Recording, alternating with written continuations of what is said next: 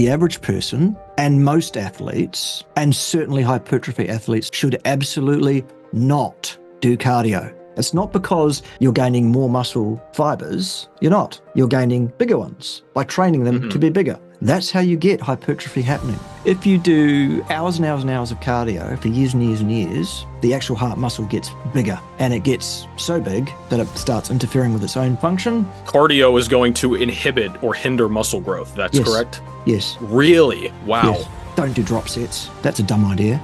Drop sets are about volume, and hypertrophy training is not about volume. Cycling, jogging, swimming, at that kind of intensity, that middle zone, stay the out of there.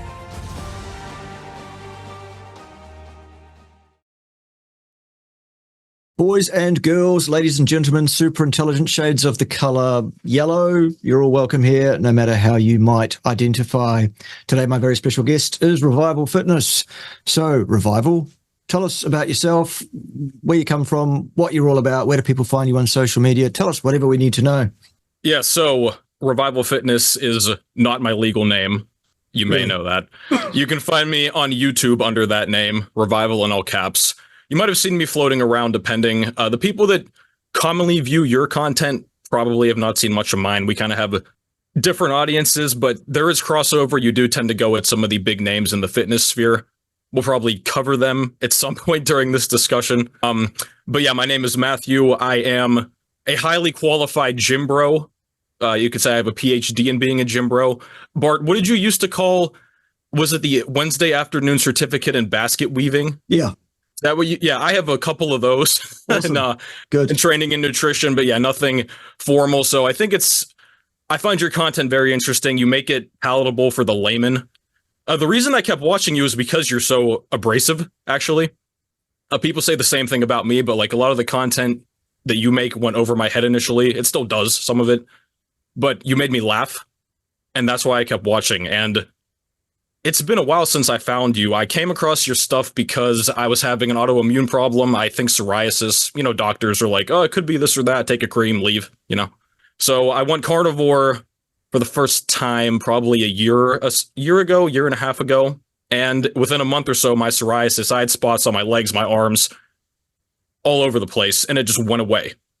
And that's when I was like, okay, there actually may be something to this, because I used to come from the camp of, oh, it's a fad. It's, it's not good. You can't build muscle. It's dangerous. Saturated fat's bad, all that stuff, right? So, and then I kind of found my way over here, and now we're talking. So awesome. Good. Yeah. Love it. I do. I'm a real fan of the cross-pollination. I think we should do more of it, frankly. I think that, it's a good way to make sure that people have the opportunity to find out about others who are out there and about there and saying things and stuff. So I would suggest all my lovely supporters should absolutely go and subscribe to Revival Fitness wherever you can find him, all over the social medias. That would be great. I believe the idea is you had a whole bunch of questions you wanted to quick fire at me just so that I can respond off the top.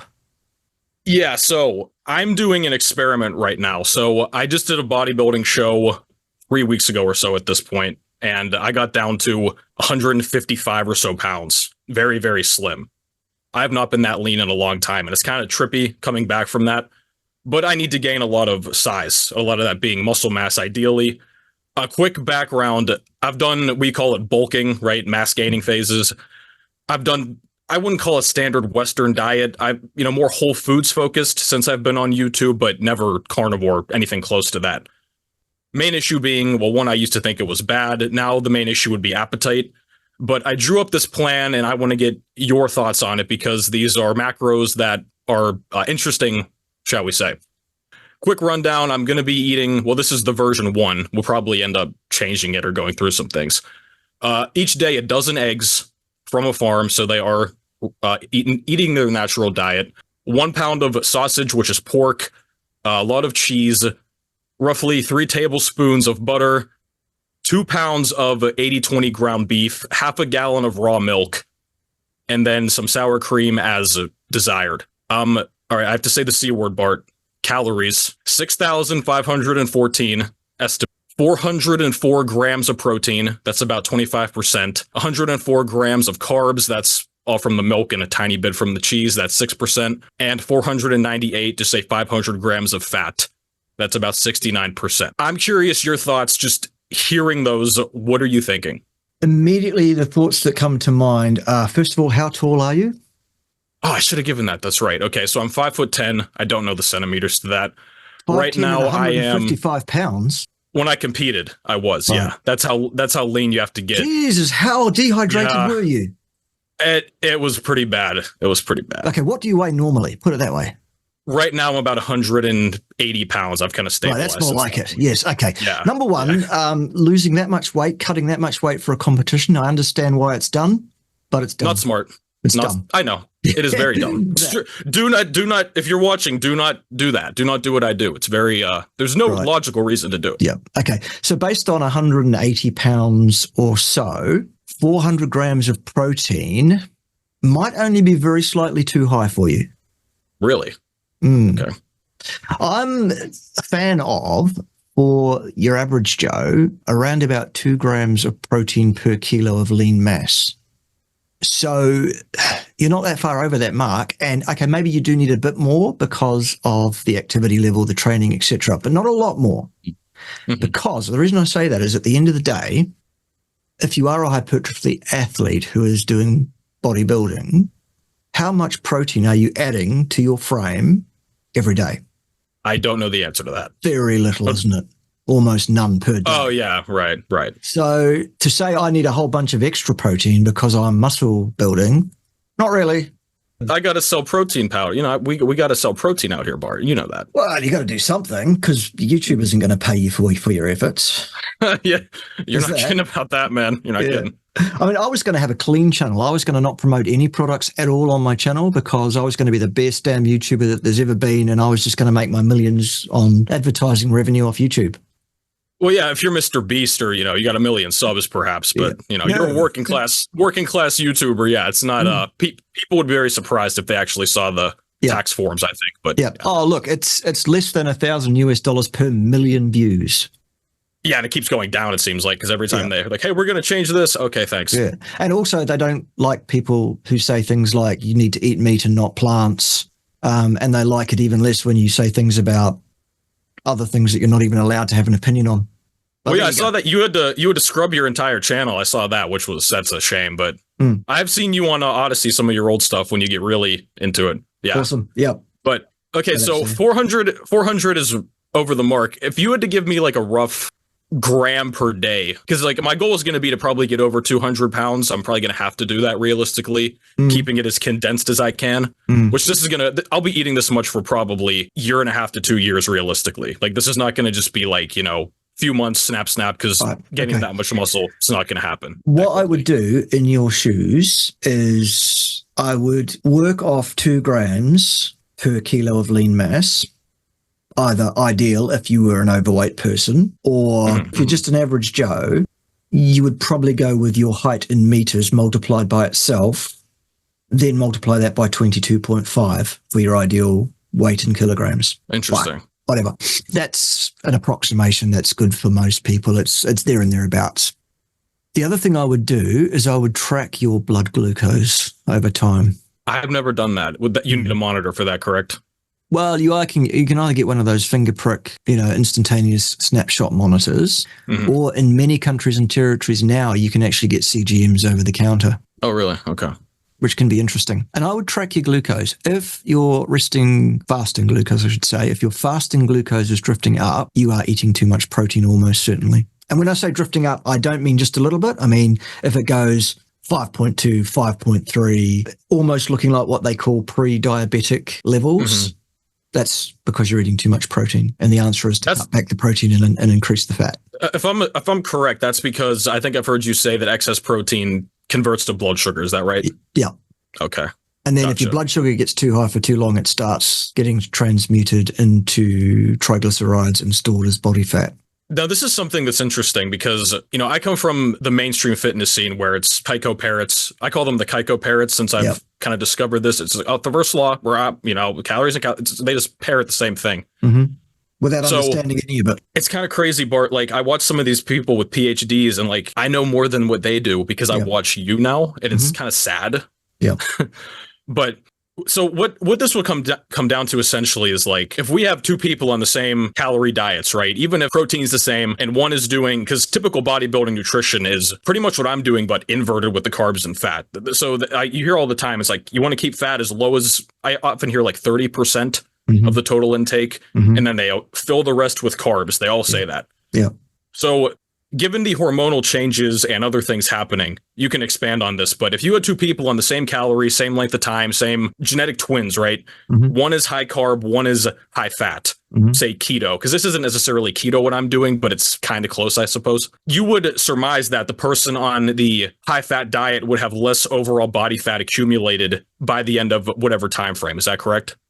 All else being equal, and those two genetic twins being representative of an average person and not both genetic twins who are both in some way affected by SNPs that would cause them individually to respond out with the normal pattern. I guess what you're asking is, if two average identical people did the exact same diet with the exact same amount of exactly the same everything, except in terms of so-called heat units, calories, the C word, except that one of those diets is more fat and less carb and the other one is more carb and less fat, then overall, the best body composition, the best health, the best presentation, the best response to training is going to be in the person who eats the high-fat, low-carb diet, if those two people both undertook those diets for long enough, because there is also a transition. Because when they do these kind of studies, these short-term studies, they'll take people eating whatever diet they're eating, and they'll say, right, the research project starts tomorrow, so from tomorrow, here's what your diet is, bam. And they change that person's diet suddenly overnight to something completely different. Well, that completely invalidates the results, because you need to respond to a change in your diet. Your body needs a chance to adjust to that. That's why I'm always actually saying to people, don't change your diet overnight suddenly from anything to anything else. Reason being, because that will, excuse my French, literally fuck your shit up. Yeah. Literally is quite literally the most overused literally word. Is quite literally. I pay attention to the content, Professor. I know.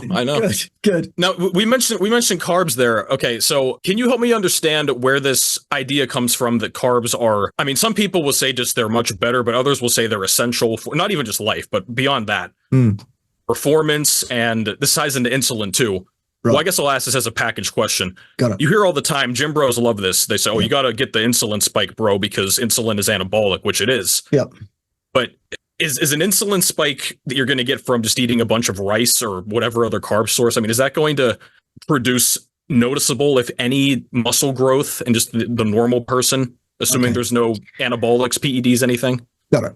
Okay, so a clean athlete, not on the gear, just training as hard as they can and following the best diet that they possibly can because they listen to the right influences and not the wrong ones. There is absolutely no reason to believe that a hypertrophy muscle building athlete cannot successfully build muscle without getting these insulin spikes from their food for several reasons. Number one, constantly spiking your insulin is only going to blunt your response to insulin over time.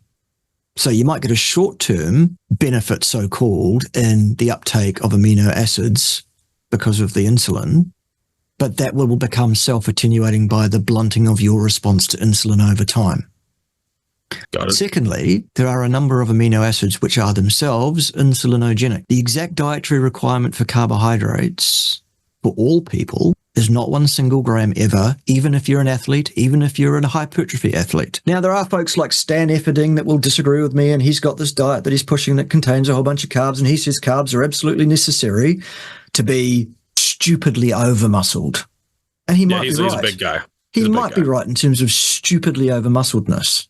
However, if that's your goal, to be stupidly over-muscled, then actually you're not the sort of person I'm going to work with to advise, because... But the gains, bro. The gains. Some degree of muscularity, a functional degree of muscularity, great. Some degree of hypertrophy for looking your best, good.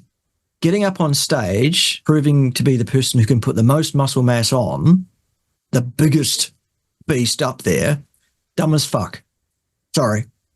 It is. It is. I mean, I made a recent vlog about my show ranting in the middle of it. Like, I can't believe I'm doing this, which I stuck it through, but it's odd. It's a weird combination of like, it's definitely passion because it's a passion project for sure. Nobody's making any money bodybuilding. Even the high level guys a lot of the time aren't. Maybe they'll make some money. Yeah. But it's a weird mixture of like passion and body dysmorphia. That's a whole other discussion. Yeah. But next question. Okay. Have you heard of Mike Menser? Yeah.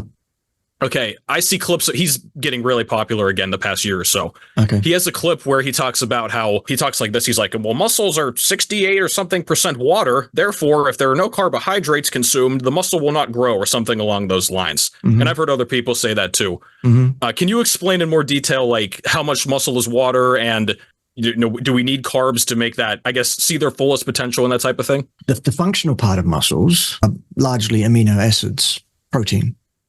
The amount of carbohydrate stored in a muscle is basically very little, almost none in most muscles, actually. And while glycogen, for example, is involved in the storage of water in a muscle cell to some degree, if you're looking for that plump look of that really, highly that look, then creatine tends to be associated with water retention in a muscle cell as well. It's not going to help your performance, probably, actually, in any useful, meaningful way, is creatine. A lot of people think creatine is just one performance drug. No, not at all. You could call it like the gateway supplement in hypertrophy and general gym culture. It's the first one we all go on because it's like, it's well studied and it's also almost entirely ineffective in terms of actual meaningful physical performance feats. It's quite effective in causing muscle cells to retain more water and thus look bigger, but they're not any stronger. They're not any more, and then what you'll do before you go on stage is you'll lose 30 pounds by dehydrating yourself so that you look ripped. I learned that the hard way. Yeah. Yeah. Okay. So someone's going to react to that and be like, Bart K said, creatine is, and they're going to put up studies or something, but there are hundreds, thousands of studies about creatine. Absolutely. There are. What you also need to understand about studies is that 95% of everything published in the health, fitness, and nutrition fields is not repeatable. In other words, if somebody picked up that methodology, another scientist, and said, right, let's repeat this and see if we get the same, 95% of the time they get nothing that could remotely have come from the same. Most of everything that's published in this field is fabricated, misinterpreted, nonsense, pseudoscientific garbage of the highest order. These are people that are working in a field pretending to be scientists mostly in order to justify their existence and get a salary. I know because I've worked in that industry, among others. Over a couple of decades, I've been involved in academia doing science, doing these investigations and publishing these kind of works. I've worked in exercise physiology, I've worked in human nutrition, and I've also worked in cardiovascular pathophysiology, among other things peripherally. So those are my kind of absolute areas of expertise if anyone's interested. I've heard you go at cardio, and this is like the dream for the gym bro because we all don't like to do cardio. Good. And I've heard you, this is fascinating because you're like a godsend to us. It's like, wait, he said we don't have to do, because all you hear, cardio is good for the heart, you have to do it, all this stuff. Can you explain, I guess, why cardio is, you would argue it's not necessary at all, correct? Formally speaking? I would go further than that. And I would suggest that the average person and most athletes, and certainly hypertrophy athletes, muscle builders, should absolutely not do cardio. Here is why. Oh, man. Probably when you listen to some person that did an undergraduate degree 20 years ago or even recently, because they're still teaching this, in human physiology will say you have 3 muscle fiber types, type 1, type 2A, and type 2B, sometimes called type 2X. False. No such thing is in fact true. You have a continuum of muscle fibers that exist from one end to the other. The differences between those muscle fibers being not only the enzymes that are expressed within those muscle cells, the way those muscle cells like to work, the substrates they like to oxidize for energy, etc. There are also differences in the myosin chain. Is it light chain? Is it heavy chain? Is it somewhere in between? The diameter of the fibers themselves are trainable. That's how you get hypertrophy happening, by lifting heavy weights requiring that to occur. It's not because you're gaining more muscle fibers. You're not. You're gaining bigger ones by training them to be bigger. And you train them to be bigger by asking them to overcome the biggest resistance you possibly can. In the case of hypertrophy training, you're looking for 8 to 10 rep maximum, 2 working sets. Big compounds, please. No isolation work. You don't need body splits until you're over 200 pounds. You can do your whole body every time, and you should probably not do that more than 3 times a week, and certainly not on consecutive days. But that's all that's all for another day. Right. Here's what you do when you do cardio, long endurance work for an hour or more at a time, whatever, at a moderate intensity. Those muscle fibers that you trained yesterday to become massive by doing that 8 rep maximum set, you're now training them to get smaller again. It's antagonistic. So don't do it. Secondly, if you do hours and hours and hours of cardio for years and years and years, that will predispose your cardiac tissue, your heart, to become hypertrophy. The actual heart muscle gets bigger, and it gets so big that it starts interfering with its own function, and you start ending up with a higher likelihood, it seems, of cardiovascular problems. So from that vantage point, you would say that essentially cardio is going to inhibit or hinder muscle growth. That's correct? Yes. Really? Wow. Yes. Wow. Interesting. So I have a treadmill under my desk here, which is very convenient. I don't know how people go to the gym and walk for 3 hours straight. I'd lose my mind. But I was walking probably 6-7 miles a day for months straight. And I don't know if this relates to exactly what you were saying, but I noticed by the time I got to my show, my legs look like smaller by the time I got to the stage. Like it looked like they had atrophied. All right. You know what I mean? That may well have happened, but it sounds like I need to clarify what is cardio and what I mean by saying cardio and don't do cardio. Oh, is this going to be aerobic and anaerobic, this whole thing? Well, we could get to that, but what I'm going to say is training is work that is at your maximum current capacity. So in other words, your 8 RM resistance for any given exercise, that's the weight you should pick up and do. Okay, sure, you're going to do a warm-up set. I get that. And then you do 2 working sets, right? And maybe you do an 8 and then a 4 because you're actually doing a pyramid. Don't do drop sets. That's a dumb idea because drop sets are about volume, and hypertrophy training is not about volume. People are gonna be commenting. Sorry, disagree with me. No, I agree. I tell my audience all the time it's about quality, not quantity. Like there is this fixation among you've made some videos about Mike Israetel. Have you ever seen some of his recommendations for volume? Mike Israetel is a fucking imbecile. Sorry about that. Bart, go ahead. No, I don't. I've come to kind of agree with you. Yeah. That's just my opinion. Doesn't have to be anybody else's, but it's an opinion based on 20 years of experience as an exercise physiologist, whatever. Yeah, I wouldn't trust Mike Israetel on anything. I wouldn't listen to a damn thing he's got to say on any topic, but that's for another day. Anyway, so that's training. Exercise is incidental movement, i.e. walking. You can do as much of that as you like without probably dragging your muscle fibers the wrong way. That's fine. What I mean by cardio is that stuff in the middle, that zone 2 stuff, the stuff that's like 130 to 170 beats per minute sort of stuff at a steady cadence, cycling, jogging, swimming, cycling, whatever it is, at that kind of intensity, that middle zone, stay the fuck out of there. That's what I'm saying. Walk as much as you like, exercise properly in the gym, quality and not quantity, stay the hell out of here.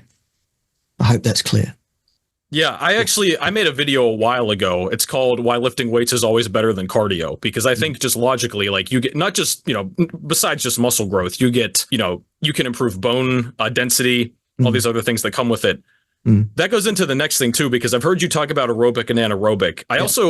I kind of came to this conclusion myself, just even reading my own personal training books. It's like, what do they say? It's anaerobic, you rely on stored glycogen. That's how they commonly define it. And then aerobic is like, you're relying on oxygen. That's loosely it, right? It's like, I don't see how you could do one without the other. It seems like you... Here's the thing. Again, you know how you were taught 3 different muscle fiber types and that was completely nonsense? The same is true of, they tell you you've got 3 different energy systems. You've got an aerobic system and 2 anaerobic systems, one of which is the lactic system and the other one is the alactic system. Absolute fucking nonsense. You have one and one energy system only, and those three things I've just mentioned are three gears, all of which are absolutely dependent upon each other in a muscle cell. Every muscle contraction of every muscle fiber in your body, of all muscle fiber types, absolutely requires glycogenolysis to actuate and affect the sliding filament theory that causes muscle contraction to occur. No muscle glycogen, no muscle contraction, period. Will not work. In fact, you'll have irreversible muscle tetanus and cellular death within 4.5 minutes, basically. You have mitochondria, which oxidize substrates to produce ATP oxidatively. All muscle cells require those too. If you could magically get in there and pluck out the mitochondria instantaneously out of a muscle cell, it would twitch once or maybe twice, depending on the muscle fiber morphology. Then the glycogen at that stage will be completely worn out, gone, and irreversible muscle tetanus and death within 4.5 minutes of that muscle cell. Do it to all of your cells at once and you'll die within 4.5 minutes. Now, how do we get energy shuttled from a mitochondria to the sliding filaments? Well, that's what the PCR system is. It's the gear in the middle. So there is no such thing as anaerobic exercise in humans or any multicellular organism, actually. The only organisms that are anaerobic are organisms that live in the absence of oxygen, single-celled bacteria. Everything else requires oxygen to live. You do not have an anaerobic capacity. You do not have an anaerobic threshold. You do not have the ability to work your muscles without all three of those systems, plus a few other systems as well that are kind of ancillary to that I haven't even mentioned, because that's a whole nother discussion by itself. Yeah, we're probably already over a few heads, but go ahead. Yeah, maybe. Hey, we're doing our best, man. We're doing our best. Yeah. And anyone that wants to comment under this video, show us your physique, bro. Do you even lift? Yeah. Anyone that wants to comment thusly, I will block you immediately. Fuck right off, you fucking moron. I don't claim to be fit. I don't claim to be trained. I don't claim to be a hypertrophy athlete. I'm not. I haven't been for 20-something fucking years. I'm finished with that. I'm over 50 years of age. I'm recreationally fit and healthy. I eat a species-appropriate diet. I probably should be more active than I am because I spend probably 60 or 70 hours a week doing YouTube and related activities. So I spend a lot of time on this chair. You know, if you think that someone is credible because they've got some muscle mass and someone that's got less muscle mass is therefore less credible because of that alone, then you, sir, are a fucking imbecile. All right. You mentioned the species appropriate diet. Yep. I know what you mean by that. Yep. Something you probably, I'm sure, have heard this. I wish I had like a legitimate reference to show you, but I saw this on Instagram even today. Mm-hmm. A lot of people in fitness say something along the lines of the human body does not store carbohydrate as body fat. Right. Something along the lines of Denova lipogenesis is too taxing. The body doesn't do it. Have you heard this type of thing? I have heard that. Yeah. Okay. Can you destroy it right now or yes, whatever you're going to do with nonsense. It? Complete, utter nonsense. There is no science to support that claim whatsoever. Of course, your body can and does create lipids from excess glucose. It also creates glucose from lipids when it needs to do that. Protein can also be used to make either. You have the pathways, we have the technology, we have the capability. Our bodies have been doing this perfectly well, according exactly to the great plan of positive and negative selection pressures for 4.5 million years, it seems, give or take. Probably longer than that.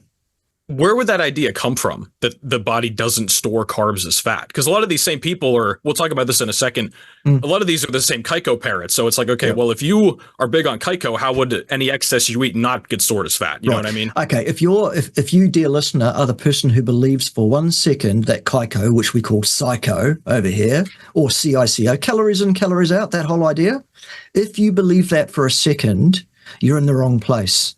You need to go back to remedial class. This is for advanced people.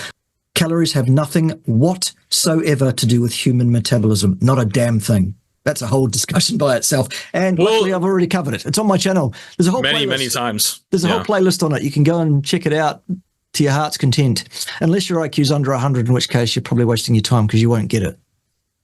I think there's a lot of those kind of people now. Bart. Yeah, there are. A lot of them. Yeah. Half the people in the world have an IQ lower than 100. That's the whole point. That's where the 100 comes from. That's the average IQ. Yeah. We seem to be doing all right, you know? But where would that come from then? That it wouldn't store the carbs as fat? Is it the de novo lipogenesis being too stressful? Or like, is there any possible mechanism they come up with for this, or what? No, it's complete nonsense. People that want you to believe a certain theology, a certain bill of goods, a certain idea, will do all sorts of mental gymnastics to try and justify their ridiculous nonsense and to big up themselves and to make themselves important and the man in the field and the bloke that everyone needs to listen to. But my whole thing on the interwebs is challenging these idiots and saying, okay, if you think you're an expert and you think you can defend this hill, why don't you come and appear on my YouTube channel and we'll have a talk about it? And it's very, very difficult to get anyone to agree to do that. I noticed that is. Yeah. I don't think I've seen anybody with like major credentials actually accept your challenge. One or two people, maybe. In recent times, I've had one person who is an MD and a vegan who wanted to argue with me about that. How did that go from? That's on my channel. It's called something about debating a vegan. It features an MD called Rogers, his name is. An American androgynous, effeminized, beta boy. Oh, man. Vegan cockwomble. Yeah. Yeah. Who I absolutely slayed for an hour and a half. But he's the only one in recent times that's fronted up. James DeNicolantonio mouthed off at me, but then ran away with shit in his pants because he was too afraid. Yeah. Pathetic, James. I saw some videos about that. Absolutely fucking pathetic, James. You're a fucking coward. Here's a bloke with a PhD, hundreds and hundreds of publications and tens of thousands of citations to those publications, beating his chest, assuming that I don't know what I'm talking about before he actually checked into me at all. And then when he found out who I was and that I was prepared to face him like a man actually and deal with it, he ran away with shit in his pants. So there's one. Lame Norton won't face me. He won't even acknowledge the fact that he's been absolutely eviscerated by me I don't know how many times, for example. Has to be a dozen, right? Greg Douchebag did his best. Oh God, please! Oh my God. I from just the Jim Bro understanding have taken him down to the point that it's similar. He will not say my name and he'll talk about anything. Right. But on that topic, that's a great segue. Perfect segue. Yeah. So I did the math briefly, and based on I might change the diet up. I'll make this all apparent in my video of this diet once I make it like the full day of eating. But based on the Kaiko math. If I'm eating 6,000 plus calories a day at my current weight, I forget the exact figures. I should be gaining, if we do the, what's it always, 3,500 calories up is a pound gained or down is a pound lost, right? I should be gaining, it was something like 4 to 5 pounds a week, I believe. Right. It might be less than that. I forget the exact figures. I'll put the math in the video, like I said, but I should be obese within months based on the math. If nothing else, here's the problem with the Kaiko calculations. As a person out there in the world, any average person, even an intelligent person, your ability to measure how many so-called calories you're so-called consuming is close to zero for a number of reasons. Number one, because the labels on foodstuffs are allowed to be out by 20% either way, plus or minus. So there's a 40% range. So there's no way that you're going to track your calories by writing down everything that it says on the labels of everything you've eaten. Secondly, calories are a measurement of heat energy and nothing else. That's how they're defined. That's how they're measured. That's what they are. Nothing else. They are made manifest as photons, the force boson of the electromagnetic field. These are massless. Given that they're massless, our understanding of physics tells us that means that they can not be brought to rest. They move at the speed c in every inertial frame of reference. That means you can't eat calories. It's impossible. What you're eating is mass in the form of carbon skeletons with hydrogens attached to them and oxygens, the odd nitrogen, maybe some other things as well, depending on what you're eating. That's got nothing to do with calories, nothing whatsoever. So calories cannot affect your weight up or down. So number one, you can't measure how many you're consuming unless you write down zero, because those are the facts of physics. You can't consume any.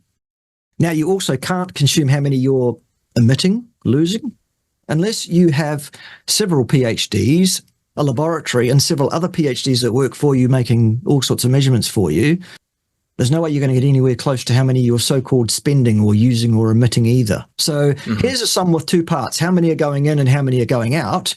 You can't get anywhere near accurately measuring either of those things. The whole idea is fucking ridiculous, isn't it? That's probably the biggest paradigm shift since I saw your content. Is you can probably imagine, like, the people I work with and talk to in my audience, like this, you get to this point in the conversation and it's, I mean, like, heads are just exploding because you never hear anything like this. I mean, I've had comments and talked to people that, I mean, they say at least that they are engineers and they do science for a living. And they say the same thing. What they often will cite is they say the law of conservation of energy. Correct. Okay, well, let's cover that. Number one, when someone says to you, oh, the first law of thermodynamics, though, here's what I say when someone says it to me. Fantastic. Quote it for me. Well, Lame Norton would say that mass is conserved, correct? Yeah. Lame Norton would say, oh, the first law of thermodynamics indicates that mass is conserved. Okay, well, there's a couple of errors there, Lame. Number one, no, it doesn't. The first law of thermodynamics not only doesn't say mass is conserved, it actually doesn't mention mass at all. It's explicitly excluded from the first law of thermodynamics. Secondly, mass is not fucking conserved. Lame Norton. By the way, neither is energy. That's false too. Redshift. Really? Redshift is what happens when they are measuring how fast other things in space are moving away from our position. And they say, oh, that changes the frequency of the light and it shifts it towards the red. It's a Doppler effect, they say. Great. That means the law of conservation of energy is also false. Whoops. Oh dear. So there's a concept too you hear a lot now, because some people, they don't even say calorie balance anymore. They say energy balance. Sure. From what I gather now, you are talking about mass in, mass out. That's correct. That's okay. So how, because we're commonly told about the energy. Can you describe in more detail the mass in, mass out? I have seen that Michael Eads, I think, he has a video talking about, he kind of goes over if you invert the calories per gram, and he goes over like fat ultimately weighs much more less. I have a very rudimentary understanding of it, but can you go into that more so? Okay, look, at the end of the day, energy is a construct. It's an idea. It's the thing that we have to invoke to explain the phenomena that we observe. It cannot be directly measured. Why do I say that? Well, let's think about calories for an example. How do we get the calories that are so-called contained in a food substance? Well, we stick it inside a bomb calorimeter, which is a closed thermodynamic system, and we put a large electrical current through the food sample. We nuke it, basically, and it's vaporized instantly to H2O, CO2, and some ash. This releases photons, which fly away from that explosion, if you like, at the speed of light, and those photons hit the walls of the bomb calorimeter, which are usually made of metal, and it excites the molecules. Then the molecules, being excited, that's what heat is, by the way, transmit that excitement to a bath of water surrounding the bomb calorimeter of a given volume, and excite the molecules in the water, which makes them get hotter. And we measure the temperature of the water, and we go, well, that's how much energy there was in that food. But we haven't measured energy. We've measured the movement of molecules in a water bath, which is a physical thing involving mass, things that interact with the Higgs field. Photons do not interact with the Higgs field, ergo they have no mass and cannot be brought to rest. They do transmit energy from place to place by interacting with things that do interact with the Higgs field, while not interacting with that field themselves. So there are mathematical conversions between this form of energy, that form of energy, and the other form of energy. Potential energy, which is positional, where something is in a gravitational field, for example, or chemical energy, the kind that we get from food. That's about the position of different molecules with respect to one another and the swapping around of electrons, actually. That's what all these chemical interactions are, which either absorb or release heat. Movement energy, kinetic energy, radiant energy, etc. So we can mathematically interconvert and change different currencies of energy so that we can say this is equivalent to that. This many calories is equivalent to this amount of work, physical movement in kilojoules. Yes, we can do that. The mathematical sum is 4 point something is the conversion rate. Well, that's exactly the same argument as taking a New Zealand $10 note, flying to the States, putting it on the counter in a shop for a bottle of water and saying, here's my money for a bottle of water. What's the shopkeeper going to say? We don't take that. That's not money here. We're in the States. You need US greenback dollars to buy things. The same thing is true of the human body. We have an energy currency that we are able to use to do work, and that's chemical energy, not heat energy. If we could live on heat energy, all we need to do is go and sit in the sun for long enough. We don't need food anymore. We can be breatharians now. Now, okay, I could take my $10 New Zealand to a bank in the States and say, can you change this into greenback dollars? And they'll say, yes, you get $6 and something for that on a good week. Right? Yeah. But the bank can do that because they have the technology, the kit, the equipment to do that. The shopkeeper doesn't. The human body is a shopkeeper, not a bank. So to say it's equivalent, absolute nonsense, stupidity. I've seen some people talk about, somebody commented this on one of my videos, because like I've never dove into this at this level, obviously, but I'll kind of just tell my audience, like, calories are not the proper way to determine what we get from food, just kind of in very basic terms. Sure. Someone was mentioning you can essentially equate calories to ATP or something along those lines. So that's Same also argument. incorrect. Same argument. Yeah. Because we create ATP using chemical reactions, not by absorbing heat. And these reactions are affected by a number of things, hormones being a major one. Can you go into some of the things that affect the so-called Keiko equation, if we're going to just use that? What are all these factors that are going to impact that internally? All sorts of hormone levels and the levels relatively of all of those things. The same is true of your endocrine system, your body composition, genetics, the environment in which you place those genes at any given time. It's a rich tapestry. There are hundreds of thousands, millions probably of degrees of freedom that affect these things. Whereas the amount of calories in a food sample, plus or minus 20% either way, is a set value. It also forgets the thermic effect of food. They will often say that's accounted for. I forget who they say. Nonsense. If you can't even count how many calories you're taking in, how can you adjust that for the thermic effect? Also, how do you know what the thermic effect is for you today, under today's conditions? It's just nonsense. Something I notice is that all of the elements, whether it's, like you said, the thermic effect, hormones, different types of foods, maybe you can't digest a given food, whatever, they will say, oh, but that just impacts the calories out, right? They kind of lump it all into the CO part. Okay, which you can't measure. Unless you are living yourself inside a closed thermodynamic system, which is measuring the heat that's being exuded by your body at all times, which again has nothing to do with the chemical energy that's going on. The heat energy that your body is releasing is actually the waste. That's the entropy, or part of the entropy. So it still doesn't tell you how many calories. Well, it does. It tells you how many calories are coming off your body, but that's nothing to do with how much energy you're spending. What would your response be then? Because you'll see, comments are always very similar to this. They'll say, oh, but I counted calories, I got X result. Or, oh, well, that totally disproves all of bodybuilding, because how could that work if they all count calories, just in general, right? Because I mean, okay, theoretically, it obviously can work for people, but that doesn't mean it's ironclad or, right. Here's how we make it work. Given all the inaccuracies, given all this inability to actually measure any of this stuff, what we have to do to get this to work is to tell someone to consume so many fewer calories than normal that we swamp all of this error so that we know that we're definitely outside that range and we will get a predictable response. Typically, a trainer will say to someone, you need to reduce your calorie intake by 500 calories a day ongoingly. Very, very common. Yep. Okay. That is one of the dumbest things you can do. That will destroy your metabolism long term. That is not a good idea. Even to lose fat. Correct. What if I want to lose fat though, Bart? Well, if you want to lose fat, what you should probably do is eat a species-appropriate, species-specific diet ongoingly to satiety. That will help to mold your body composition in the correct way. You count nothing, correct? Nothing at all. When I feel hungry, I start eating, and eating means a species-appropriate diet when I'm adherent, which is most of the time. But I'm not perfect. I never said I was. A species-appropriate. Let's clear what that is.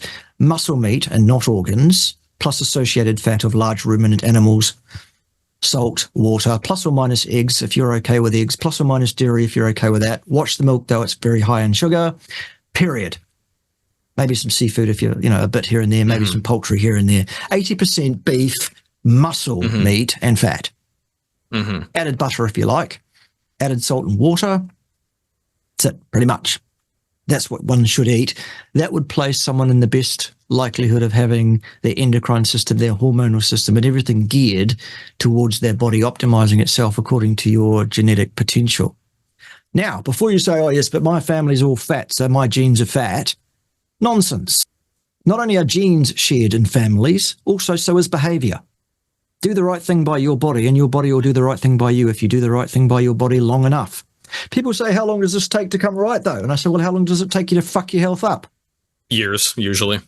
So it might take years to get it back. This is not an overnight fix, but it is a fix. And add some muscle mass if you're a bit flabby, because muscle is metabolically hugely active and therefore will increase your basal metabolic rate 24/7, 365.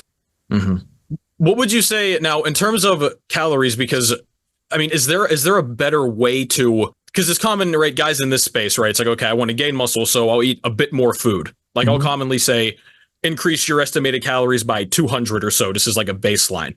Do you think calories can make sense in that context? Because there's like no other way to discuss these things. You know what I mean? I still wouldn't do it myself. When I'm talking to a person or suggesting to a person what they should do nutritionally, here's what I say. With the caveat as to what is food and what isn't, as I've just outlined, eat from that list only. When you feel hungry, start eating. When you get that message where you feel, oh, I'm kind of full now, put the fork down. Even if there's only 2 mouthfuls left on your plate, put it in the fridge. When you get that message to stop eating, listen. The only thing you ignore in terms of your instincts around food is any message that your body tells you that carbohydrate might be a good idea, because it's not. So ignore that, but otherwise, listen, eat food and stop eating when you're full. You don't have to count anything. Do you see paintings of ancient humans on the walls of caves standing around with calculators entering shit into chronometer? No. Do you see pictures of fat cavemen? No. Are we done? Good. The tracking, like I talk to guys all the time and they're still very new to the gym. Like they don't have much muscle mass. I've been there. I get it. But I mean, these guys now, I mean, they weigh themselves every day. They got spreadsheets, charts, graphs. They track. I see it all the time. I mean, the amount of measurement they do versus the results they have. And like, they're well-intentioned. I'm not going to get mad at them for it. Cause you know, you watch any mainstream fitness content. Okay. Track your calories, do this. But the tracking, even me, like I compete in all this stuff. What do you weigh today, bro? What are your biceps? I'm like, I don't know. I just, there's a weird, I don't know. Again, there's a level of obsessiveness to it, but this fixation on the scale, this goes into a whole nother thing about eating disorders. Cause of, I mean, bodybuilding basically is its own glamorized form of binge eating in a way, right? You starve yourself after the show. I had plenty of Reese's cups. I won't lie to you. You know, you eat a lot of food, right? I talk to a lot of young men now too, because people think it's only women that deal with eating disorders and this stuff. I talk to tons of young guys who deal with the same thing. And their training form's not good. They do too much volume. In your eyes, at least, right? They're not eating the proper diet, which, you know, very high in carbohydrates too. But just beyond any of that, they are just fixated on the scale. And something I try to tell these guys is like, the scale doesn't tell you anything about your body composition. It's simply one number. Can you go into that in a little bit more detail? Yeah, look, most people, even hypertrophy athletes, most of those people are 60-something% water in your body. The one thing that can change in your body rapidly is water balance, and you can change your weight markedly by dehydrate. That's what you're doing before you get up on stage there, dehydrating yourself. The reason that you dehydrate yourself before you get on stage mainly is to show your muscles better and to cause your skin to stick to those muscles, because everything else is kind of withered, and to make the vasculature pop. You can change your weight by, like if you're a 180-pound guy, you can make yourself 155 by doing a couple of days of dehydration before the comp. I will say the other day, I woke up and I was, well, this was a while ago, but I was 171 pounds. I took a giant piss and I was 168.5 like 2 minutes later. That's a big piss. But I'm thinking about it. I'm just like, because I get messages all the time and these guys do my weight, you know, like, I mean, they're frantic about it. Like my weight has gone up or down this little bit. And you need a general trend. Like if you want to build a lot of muscle, your weight's going to gradually be going up. Or if you want to lose a lot of body fat, in most cases, it's going to be going down too. Yeah. But the scale fixation is. I've been a coach for several hypertrophy athletes in years gone by. Mm-hmm. I'm not doing that anymore because I've actually decided I don't think it's a good thing for anybody to be doing, and I'm not going to encourage it by helping people do this. You flamed us pretty hard earlier. Yeah. Yeah. Well, I make no apology for it. Yeah, I don't blame you. You're right. It is not healthy. I used to do it when I had less options, and I was making a living for myself and carving out my career as 20 years ago, whatever. And even then, I was saying to people that were working with me, listen, before we start working together, you need to understand something here. Here are the rules, among other things. Here are the rules on this particular topic. If you have a set of scales in your house, I want that gone today. Sell it, chuck it in the ash can. I don't care. Get it out of your house. Don't stand on a scale, not ever. If I catch you tracking your weight in kilograms or pounds in a spreadsheet, we're done and you're fired. If you tell me your weight's changed a little bit, we're done. You're fired. I don't give a shit. I'm not interested in your weight. I don't want to hear about your weight, and I don't want you even looking at it. What I want you doing is following my instructions to the letter. I'm the science, trust me. Safe and effective. Right. Yeah. So that's what I did even back then. And I actually stood by that. When I caught my athletes weighing themselves, writing things down in spreadsheets, I said, right, well, I warned you about this. We're done. You're fired. Mm-hmm. How would you surmise, if possible, how does the calorie paradigm change? Because you just broke down, I've watched all kinds of your videos where you talk about this. Like, is this ever realistically going to change? And if so, like, what would it be? Well, when I was doing my undergraduate training, my professor said a number of things to me that I've lived by since, actually, and have understood and, see the value in more and more every year, actually. At the time, I thought he was a bit, why is he saying that? But I get it now. And one of the things he said to me was, you need to understand that science advances one funeral at a time. And that's correct. And I'll tell you why it's correct. When you are an absolute jackass buffoon like, James DeNicola Antonio or Mike Israel or Lame Norton or, any of these clowns, and you plant your flag academically in a hill somewhere and say this is how something is, you are now required to defend that hill to the death. Because as soon as you turn around and say, I was wrong as a scientist, as an academic, your credibility is shot. You're done. They can't do it. They can't afford to do it.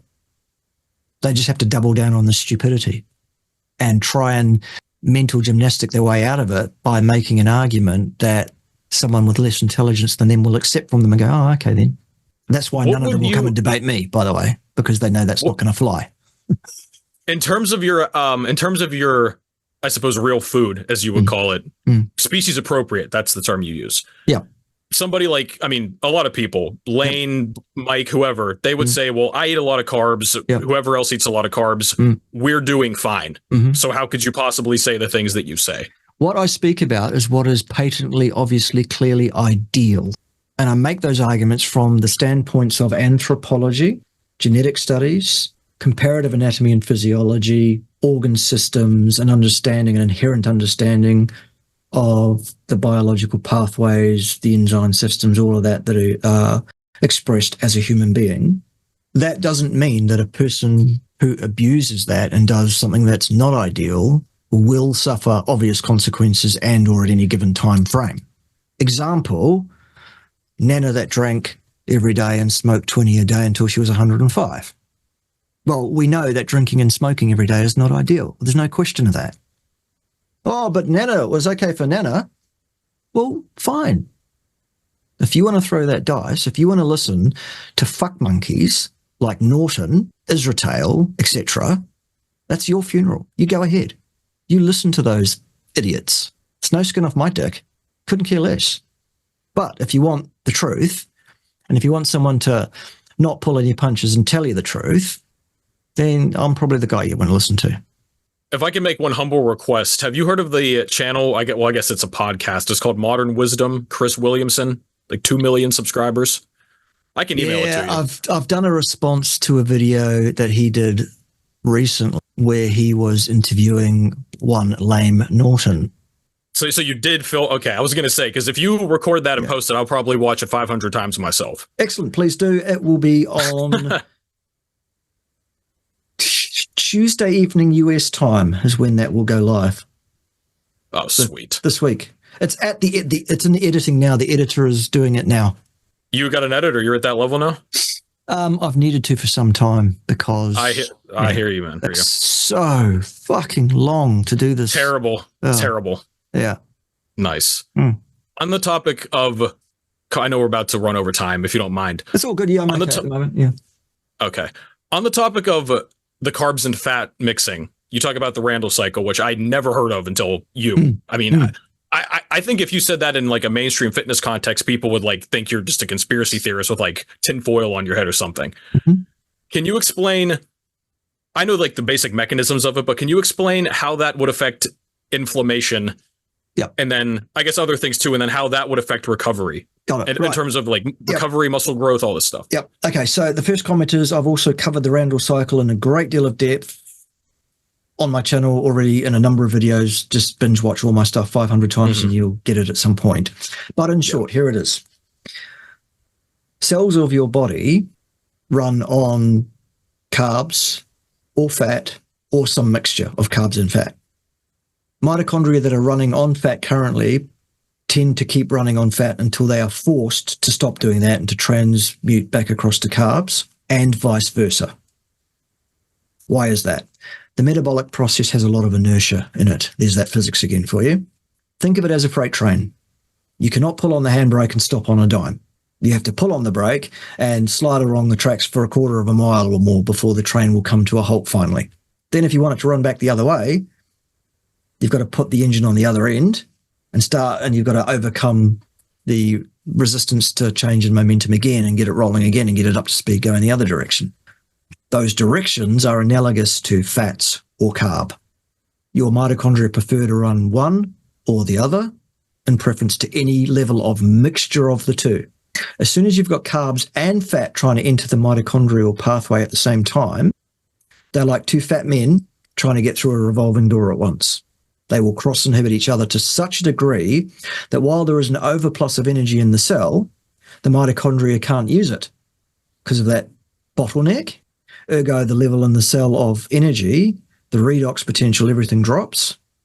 That means your ability to produce ATP drops, which means the concentration of ADP plus inorganic phosphate in the cell builds up. Inorganic phosphate binds directly to pro-inflammatory cytokines and upregulates your inflammatory process. Cause and effect, slam dunk, there we go. That is why you should not mix carbohydrates and fats. Okay, so we should eat a diet that's rich in carbohydrates and poor in fats, or rich in fats and poor in carbohydrates. That's what the Randle cycle tells us, stand alone. Now, as a sensible human being, what you now need to do is look at those two diets and decide which one is absolutely destitute of nutrient required by human beings. The answer is clear. It's the diet that doesn't contain fat and does contain a bunch of carbs instead. That's the diet to avoid. We're done. Sorry, vegans. Sorry, omnivores that think they're an omnivore. That's the ideal bodybuilding diet, though.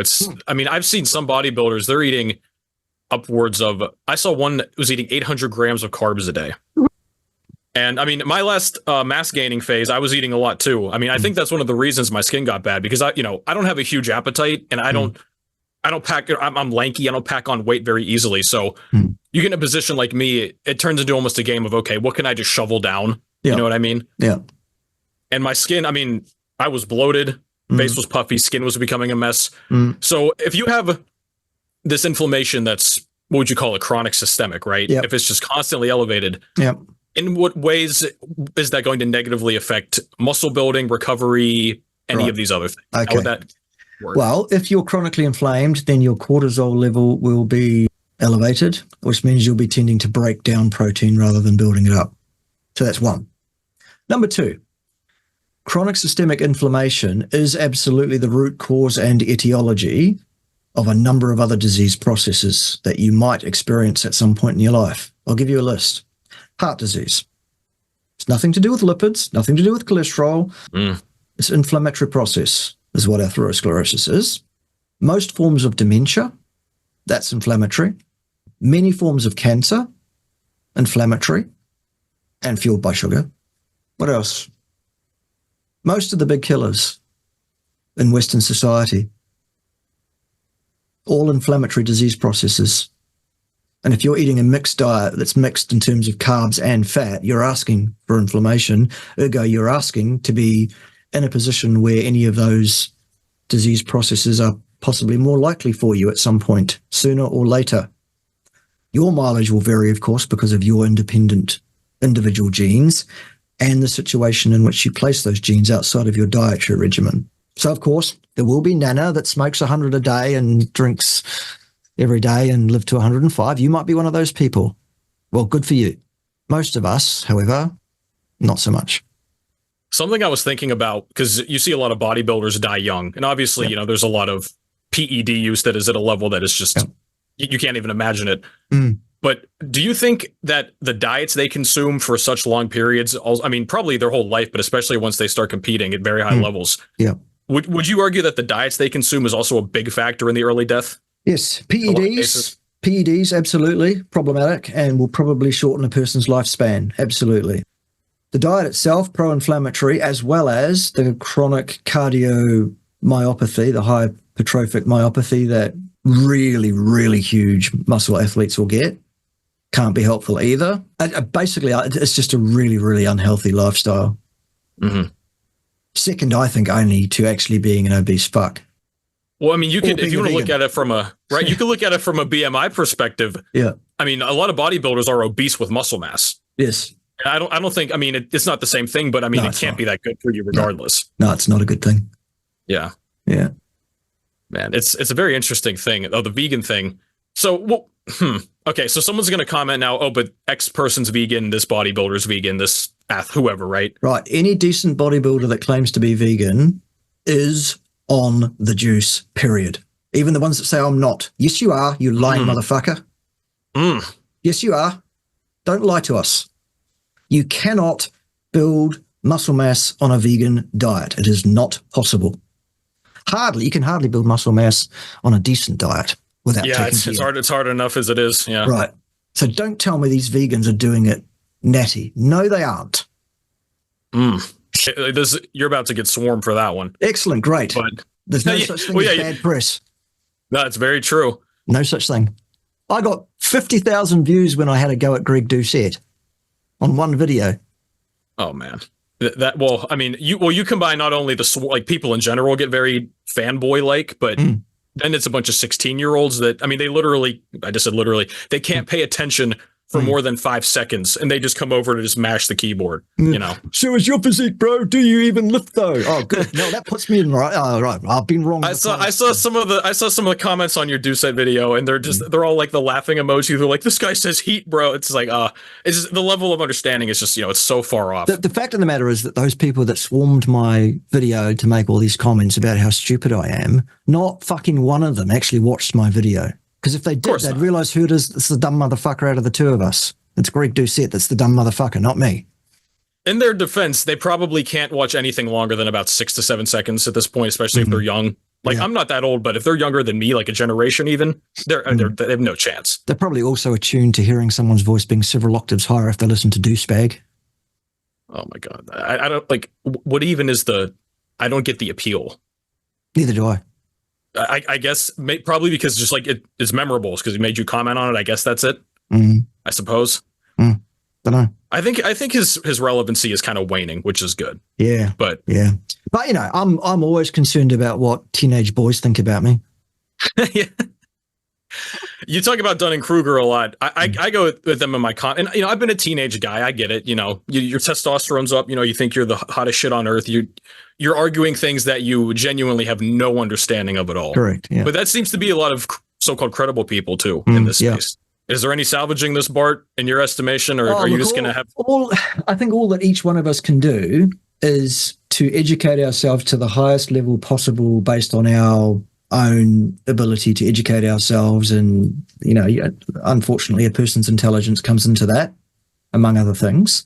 And then to continually espouse the truth to people and to challenge people who espouse lies. There's nothing else any one individual person can do, I guess. I don't think anyway.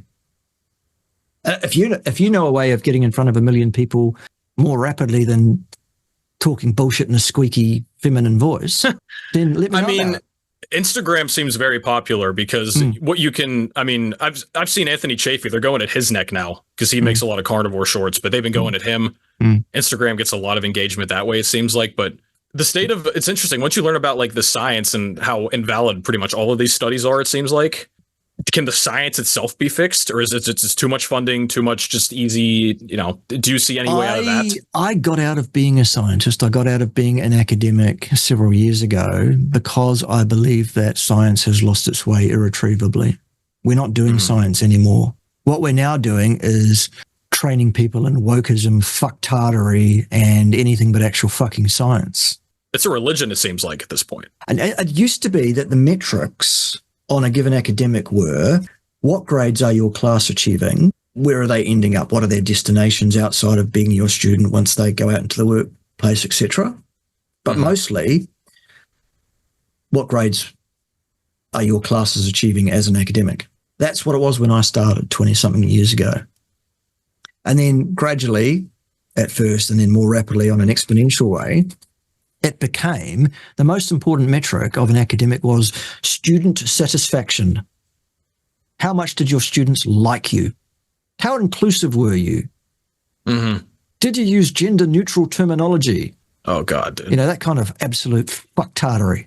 I was in college when I think that really, really, like, kind of... Wow. You know, when it, like, real... I'm sure you saw some blips of it back in the day, but, like, I was in school, well, almost... how many years ago? 6 or so at this point, like when I was in college, but it was all over the place at that point. So no, I don't think it's retrievable. The other thing that people need to understand about like science, last year, 11,000 published articles were withdrawn by the journals because of non-repeatability, fraud, and outright, you know, all of that kind of stuff, conflict of interest, etc., etc. 95% of everything published in that field from its beginning until now is not repeatable. I could pick up that methodology, repeat it myself with a new set of subjects, and I would get a completely different result to what those authors got, probably because of their funding source more than anything else. Is that how a lot of this gets through? It's just, you know, people who know people and kind of politics and that type of thing? Oh, well, look, you know, I've personally peer-reviewed more articles from other authors than most people have had hot feeds. And I can tell you that this is the process of being a peer reviewer. The editor of a journal, who you're probably acquainted with, sends you an email saying, I know this is a task and you're not getting paid for it, but can you please peer review this article that's been sent to the journal for us? Okay, fine. What's the time frame? Well, we'll give you 30 days to do it. Okay, great. On day 29 or day 30, usually is the first time you'll look at it and you'll go, oh, shit, I better review that fucking paper I agreed to review. You'll do a quick scan through it and look for any really major holes to absolutely discredit it straight away and say, no, you can't publish this because. And if you don't find that, you generally say, and you'll make one or two sort of lip service comments about it, send it back to the editor and say, oh, fine, whatever. Peer review does not confer veracity to a published piece of work. It's absolute nonsense. So you would call it a circle jerk, essentially, for lack of a better term. Okay. And sometimes you don't even get the happy ending. Oh, man. I've heard you talk about as well, epidemiology is pretty much the foundation of nutrition science, correct? It's the only thing we've got. Because like Jeff Nippard, for example, he cited some study where it's like, I'll have to send it to you. We might have to do another video if you don't mind, like going through some of these very famous fitness studies. Cool. Yeah, you sound like you could eviscerate these. But it was something along the lines of, I just briefly scanned it, but it's like they were fed I think it said they were fed. I forget if the exact terminology, that's key here. But it was like 3 grams of protein per kilo, where it was a pretty high amount. And I scrolled down and it said, participants gave us food report surveys of what they ate. And I was like, oh, well, right there, we don't actually know how much we don't know what they actually consumed. Yeah, we're done now. Yep, finished. That's not science. See, here's what scientists do. They control the situation completely in every respect except for the one thing that they want to investigate, and they vary that thing under control. They observe the outcome variable and they report what they observed. That's the scientific process. Epidemiology, we control nothing. We get what people are eating from what they tell us they've been eating. Well, that's a joke. I can tell you as a Well, you've worked with people too. I mean, you can even ask them, how much did you lift last workout? 200. They don't even know that. Exactly. What did you have? Or they're going to lie about it. What did you have for breakfast last Tuesday? I had the same thing every day, so I could actually tell you. But yeah, okay, most people can't, can they? Most people, right. or right. Not so much even breakfast, because a lot of people actually are quite habitual with their breakfast. Let's say lunch, if you even had lunch or dinner. What did you have for dinner last Tuesday? Who knows? Yeah. Let alone, I give you a survey that says, tell me all about your eating patterns for your whole life. Oh, yeah. Oh, man. Are you stoned if you think that's science? No. Absolutely not. And then we say, oh, yes, but it's controlled after the fact with adjustment. Oh, you mean you fabricate outcomes to suit your funding source? Oh, okay, my mistake. They can just do that. They can just adjust the data as they see fit. That's not a problem. There's a procedure by which adjustment is done, and it's called multivariate regression. Here's the problem with multivariate regression. Almost anybody that had any exposure to science whatsoever will understand that you cannot inform on cause and effect by tapping an associative graph, X versus Y. Example, sunburn versus the sale of ice creams at a given beach resort on a given day. Okay, the more ice cream that's sold, the more sunburn seems to occur. Right, so let's deal with sunburn by outlawing ice cream sales, shall we? Ridiculous.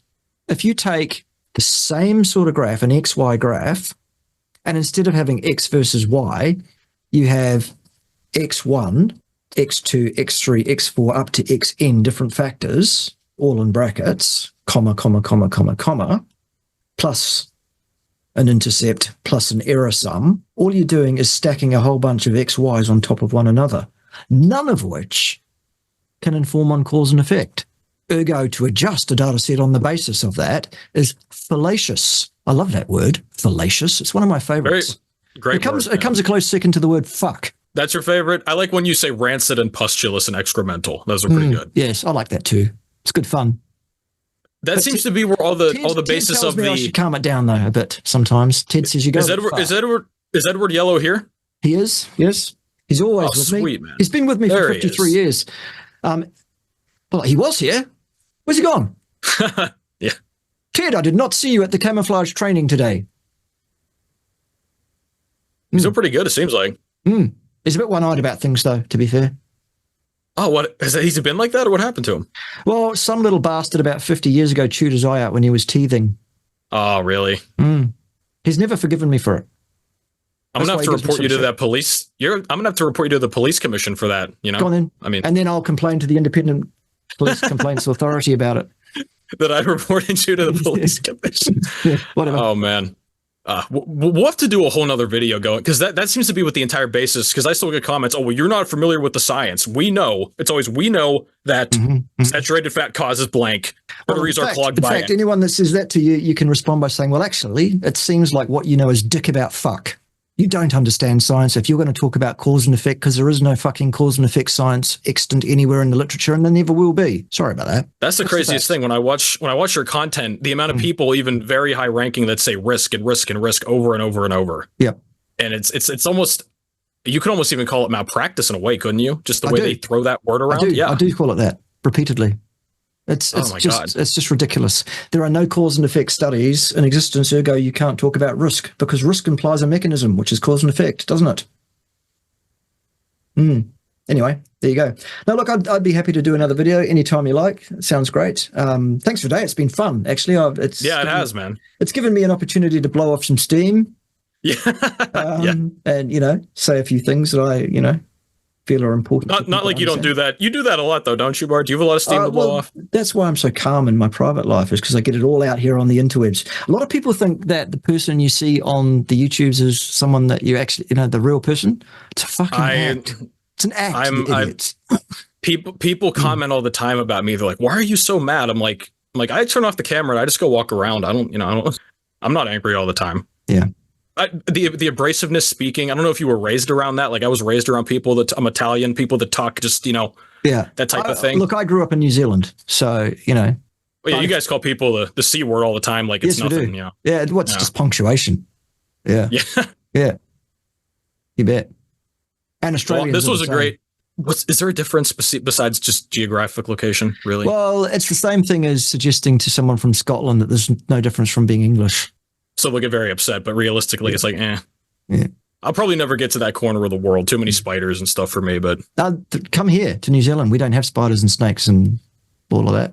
Crocodiles. you guys have all grass-fed cattle too, right? Yeah. Like very clean farming. Oh, Yep. wow. Yeah, because I see in the stores here, all the beef is from New Zealand and Australia. All the grass-fed, most of the grass-fed beef. Yeah, and a lot of our beef comes from about 6 feet away from where I'm sitting now, maybe a bit more, 10 feet to the fence. Oh, you line. live right by it. In fact, I'm looking at a cow right now that we'll eat at some point. Don't you feel just immense shame and cosmic? Oh, it's terrible. guilt? It's absolutely terrible. Yeah. No, Well, this has been a great conversation, Bart. I appreciate it. not at all. My pleasure. I've enjoyed it too. Let's do it again.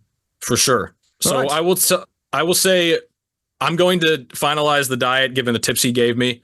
Mhm. I will do a full video on my channel. I'll probably give it a really clickbaity thumbnail, like maybe me with sharp, pointy teeth, though. Mhm. You know that? Mm. And then what I'll do is I'm not going to do it. I don't weigh myself constantly, but basically I'm going to do the math to see how much weight I should gain theoretically, how much weight I will gain over the time frame. Good. Because based on all estimates we have, I should be very obese. I'll die of a heart attack and course. clogged arteries, all this other stuff. Yeah. Don't forget, And if you don't eat your fruits and vegetables, you might die. I don't know how you see that guy and you're like, yeah, I'm going to listen to that guy. Yeah. All right, good. Okay, that's good. We'll finish there. See you all next time. Everybody, don't forget to go and sub to Revival Fitness if you haven't already. It's good stuff, I'm sure. And we'll see you around the traps very soon. Cheers for now. Thank you, Professor. Take care. Not at all.